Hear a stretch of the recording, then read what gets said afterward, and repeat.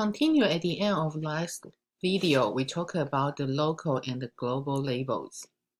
So what is a local label? So the local label is when you have your code label, you follow by one column. So for example, this one L2 will be a local label. And also the local label, why we say they are local, they are inside the procedure. So that's why you can see here we have a sub2 procedure. So inside here we have one L2 code label. So inside the same procedure, the code label can be jumped into. However, now we see, for example, here, we have another code label we call that a global code label. So the global code label will be the double column under the main procedure. So that's how we see here in the main procedure, we have L1 is the global label. So then in the sub2, we have one local code label. So here in your sub2 procedure, inside your local label, you try to jump, but this one you jump to L1.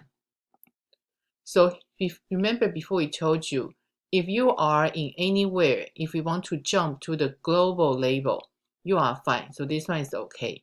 Because in your procedure, if you want to jump to the global label can be known by all the procedure, including the main procedure. So that's why if you have a sub procedure you want to jump into, they know they can go to the L1.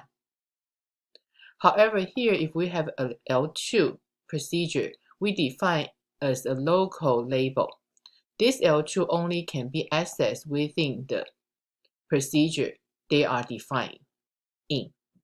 So that's why here we see in the main procedure, we just say, for example, if we try to jump to L2, so actually you will have an error because for the main procedure, they didn't know what is L2 because they can only know all the local value they define inside here.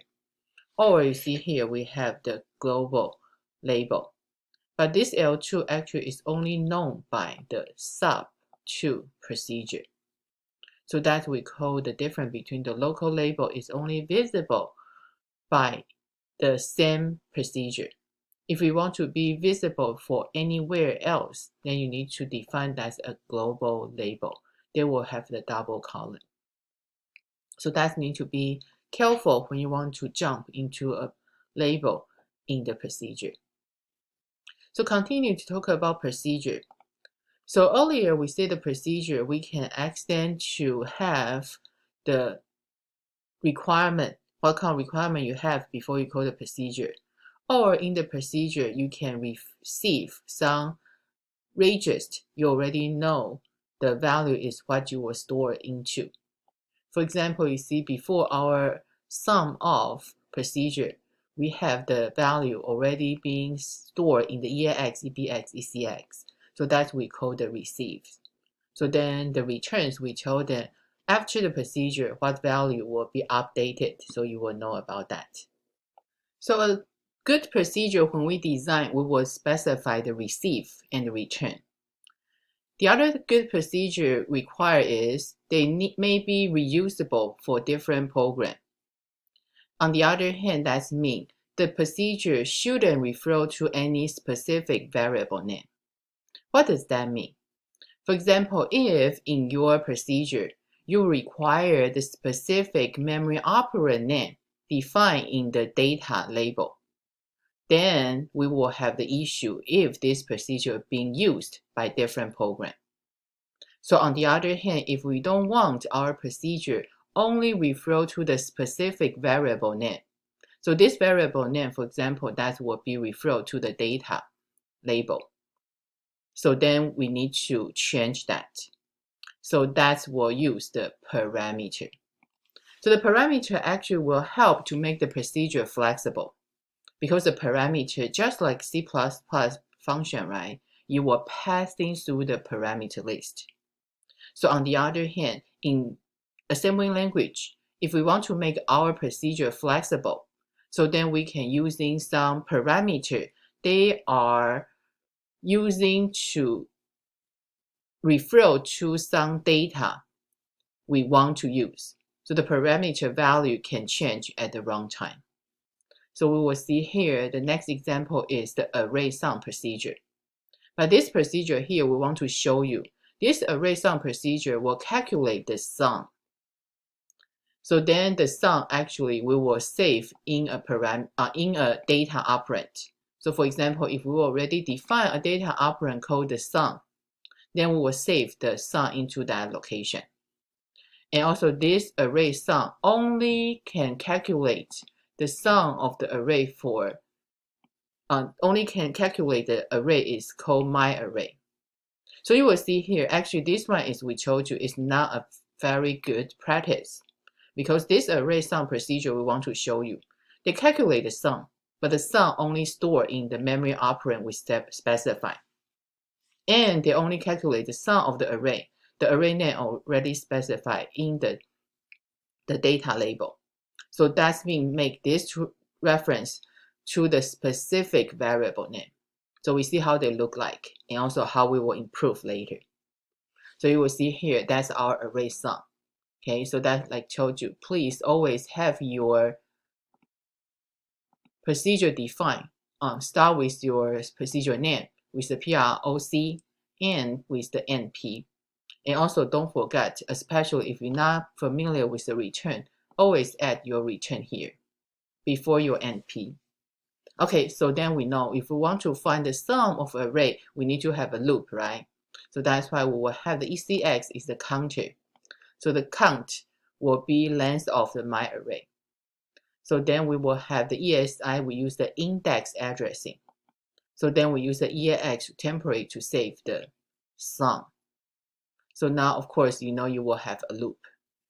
So this loop, we will according to every time we're using the ESI start from 0, we add value to EAX. So then afterward, we will add the ESI by 4. So we just say, assume this my array is 32-bit, 4-byte array. So then afterwards, your loop will finish. So then you have your ESI save into the sum. So of course, at the end, the sum will save the total.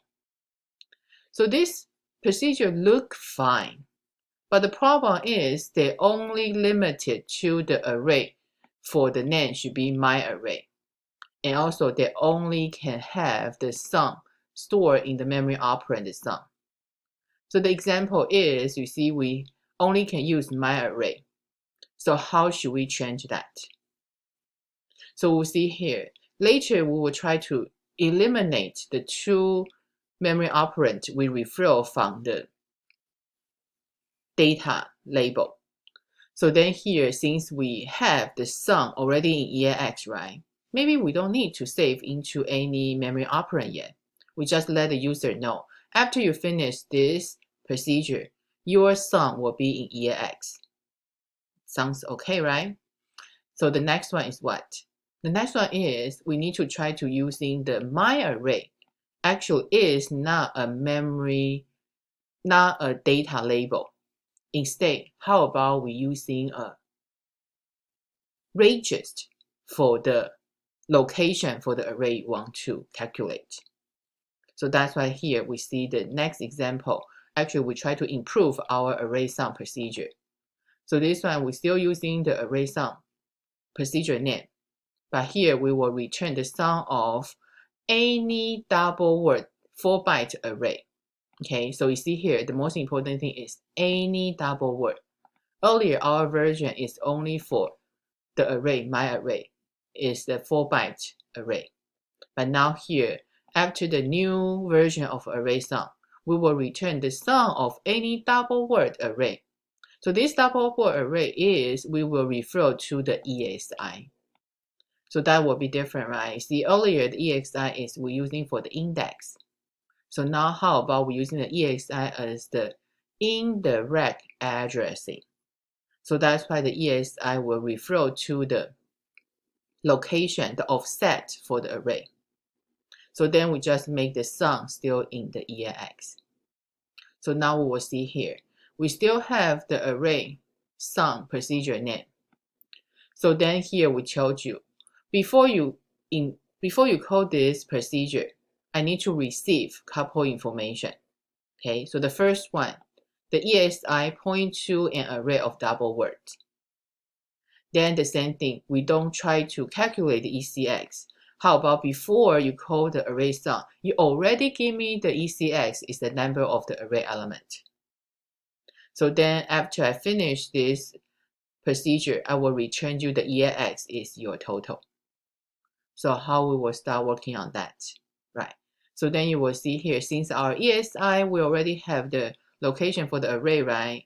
So then the ECX, we already have the number of the array element. So right away, we can have this for loop. So then the only thing is the EAX will be the sum. So we have the 0 to the EAX. So then here, remember, since ESI is the location for the array, so we use the indirect addressing. So here, the ESI, don't forget, you need to do the dereference. So after we got the value, we add to the EAX. So then afterward, we increment the ESI by 4. So then we finish the loop.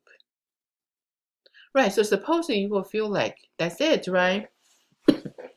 After we get ESI and ECX, I can just have the EAX start from 0. Then I have the loop. So then I finish.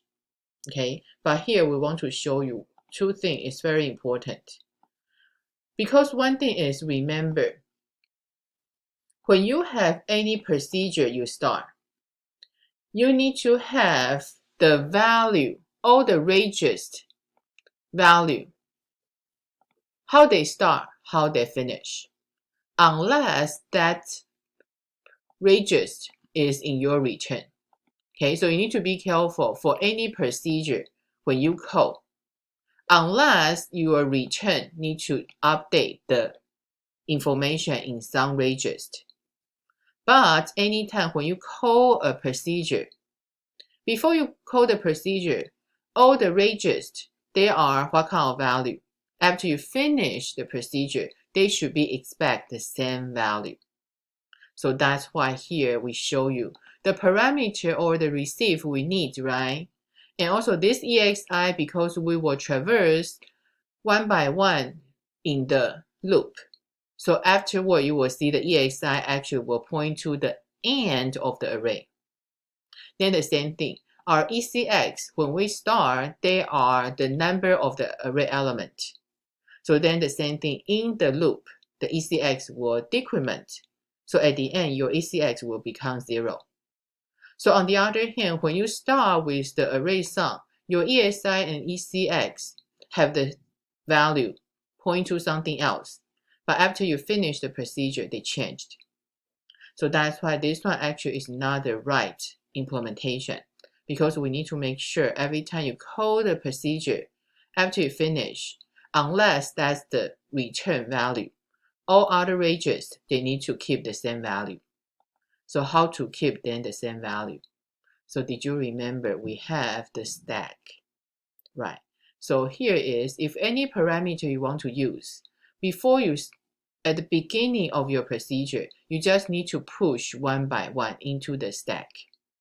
So then after you finish, before you return, you just pop reversely. For example, you push ESI, ECX first, then you pop ECX and EXI. So afterward, you will see, after you finish, your ESI and ECX, they will point to the same value when you start before you coding the procedure. So that's one way you can store and restore the parameter ranges you use using the push and pop manually. Or the other one, we have the uses operator. So this uses operator, they will list the ranges that should be reserved. So that's why you will see earlier, we still have array sum procedure. We have array sum and P. So after your PRC keyword or directive, you're using the uses operator. So uses operator, you just follow by the parameter you want to push and the pop from the stack. So you just call uses ESI, ECX, no comment. So they will just do the same thing as we push and pop.